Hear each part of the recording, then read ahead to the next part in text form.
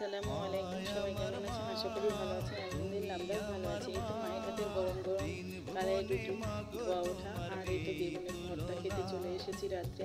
তো এটা খেয়ে চলে যাবো বাসাতে আবার। তো যতই কিনা খাই বাইরের, মায়ের হাতের মনে হয় সেরকম স্বাদই হয় না। আর মা যেটাই করে খাওয়ায় না কেন মনে হয় অমৃত, সেই মতো খুবই ভালো লাগে। তো বাসাতে করে খাই বা আমি কিনেও প্রায় আলাদা রাত্রে নিয়ে এসে আমাকে খাওয়াই, কিন্তু তারপরেও কেন জানি মনে হয় মায়ের হাতেরটা অন্যরকমের একটা স্বাদ, অন্যরকমের টেস্ট মনে হয়।